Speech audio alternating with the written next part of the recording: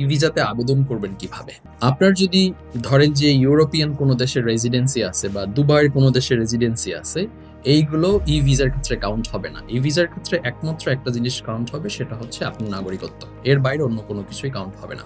আসেন আমরা তাহলে এবার জেনে নিই ই ভিসাটা কিভাবে আবেদন করব। আয়ারল্যান্ড ইমিগ্রেশন থেকে বলা হয়েছে যে ন্যূনতম ৩ মাসের আগে আবেদন করা উচিত। যে দেশের নাগরিক সে দেশ থেকে আবেদন করতে হবে, অথবা অন্য কোনো দেশের বৈধ রেসিডেন্স হলে সেই দেশ থেকে আবেদন করতে পারবেন। এছাড়া 18 বছরের নিচে কেউ যদি ভ্রমণ করতে চায়, অবশ্যই তাকে একজন প্রাপ্তবয়স্কের আন্ডারে ভ্রমণ করতে হবে। আবেদনের জন্য অনলাইনে AVATS এই যে ওয়েবসাইটটা আছে, এই লিঙ্ক আপনাকে ব্যবহার করে আবেদনটা করতে হবে। আবেদনপত্রের প্রতিটি প্রশ্নের সঠিক এবং সত্যতার সাথে উত্তর দিতে হবে। অনলাইন সিস্টেম থেকে আবেদনপত্রের সামারি দেওয়া হবে, সেখানে পরবর্তী সাপোর্টিং পেপারস কোথায় কিভাবে জমা দিতে হবে সবকিছুই সেখানে আপনাকে দেয়া থাকবে।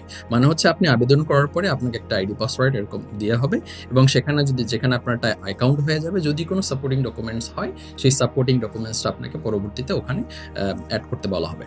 যদি ইংল্যান্ড বা আয়ারল্যান্ড ঘুরতে যেতে চান, তাহলে আয়ারল্যান্ড বা যুক্তরাজ্যের ভিসা নিয়ে বোথ আইল্যান্ড ভিসা স্কিম আছে, BIVS বলা হয় এটাকে, বোথ আইল্যান্ড ভিসা স্কিম।